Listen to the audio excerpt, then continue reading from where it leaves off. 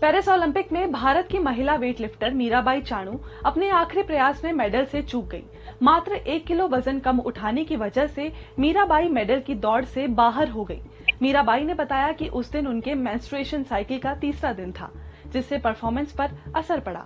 आज भास्कर एक्सप्लेनर में जानेंगे मेंस्ट्रुअल साइकिल क्या है, जिसका एथलीट्स की परफॉर्मेंस पर गहरा असर पड़ता है। एथलीट्स ऐसी सिचुएशन में कैसे मैनेज करती हैं और क्या किसी तरह की दवाई से साइकिल को आगे पीछे नहीं किया जा सकता।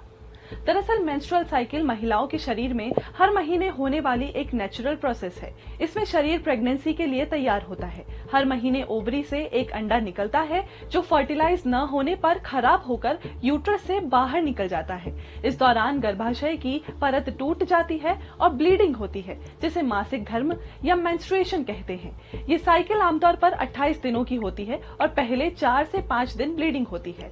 इस दौरान महिलाओं का शरीर बहुत से चेंजेस से गुजरता है, जैसे एस्ट्रोजन और प्रोजेस्टेरॉन हार्मोन का स्तर घटता बढ़ता है, जिससे कई फिजिकल, इमोशनल और मेंटल दिक्कतें हो सकती हैं, जैसे थकान, कमजोरी और मांसपेशियों की प्रतिक्रिया में कमी। एक रिसर्च के दौरान पाया कि फुटबॉल जैसे खेलों में 87% से ज्यादा महिला खिलाड़ियों ने पीरियड्स के दौरान कमजोरी और थकान महसूस की है। 66% से ज्यादा खिलाड़ियों ने महसूस किया कि खेलते समय उनके रिएक्शन टाइम और रिकवरी पर असर पड़ा।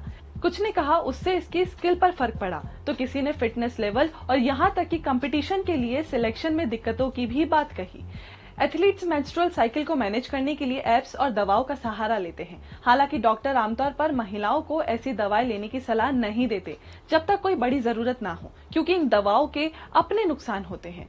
कुछ मेडिकल कंडीशन जैसे कि पीसीओएस यानी पॉलीसिस्टिक ओवरी सिंड्रोम और एंड्रोमेट्रियोसिस में हार्मोनल गोलियां दी जाती हैं, लेकिन ऐसा सिर्फ डॉक्टर्स की देखरेख में होता है। गायनोकोलॉजिस्ट डॉक्टर निधि त्रिपाठी के मुताबिक मीराबाई चानू की स्थिति में पीरियड्स का असर परफॉर्मेंस पर हो सकता है। जब महिलाओं को पीरियड्स आते हैं तो 3 दिन का आराम देना आम बात है, जो साइंस पर आधारित है।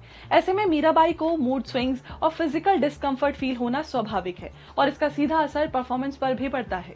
कई ट्रैकिंग एप्स के जरिए पीरियड्स की डेट का पहले से अंदाजा लगाया जा सकता है। उसी हिसाब से ट्रेनिंग और बाकी चीजें प्लान की जा सकती हैं। कई एथलीट्स टैम्पून या मेंस्ट्रुअल कप यूज करते हैं। इनमें फिजिकल एक्टिविटीज के दौरान कम असुविधा होती है और कुछ एथलीट्स एक्स्ट्रा कंफर्ट के लिए पीरियड अंडरवेयर पहनती हैं। अर्जुन अवार्डी एथलीट नेहा ने बताया कि मेंस्ट्रुअल साइकिल को एथलीट 2 तरह से मैनेज करती हैं। पहला, पीरियड शुरू होने से पहले कुछ खिलाड़ी अपने मेंस्ट्रुअल साइकिल को आगे बढ़ाने के लिए आमतौर पर हार्मोनल टैबलेट्स खाती हैं, ताकि साइकिल 3 से 4 दिन आगे बढ़ जाए और वो आसानी से अपना गेम खेल सके। लेकिन इन दवाओं का नेगेटिव असर पड़ता है और बड़े आयोजनों में कई बार ऐसी महिलाओं को एंट्री नहीं मिलती है जो हार्मोनल या कॉन्ट्रासेप्टिव पिल्स का इस्तेमाल करती हैं।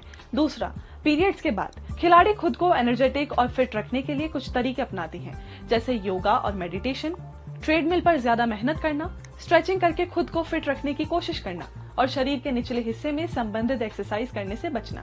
साथ ही महिला खिलाड़ी डाइट में आयरन और कैल्शियम ज्यादा लेती हैं, ताकि वो एनर्जेटिक रह सके। आज भास्कर एक्सप्लेनर में इतना ही। ऐसे ही और भी वीडियोस के लिए देखते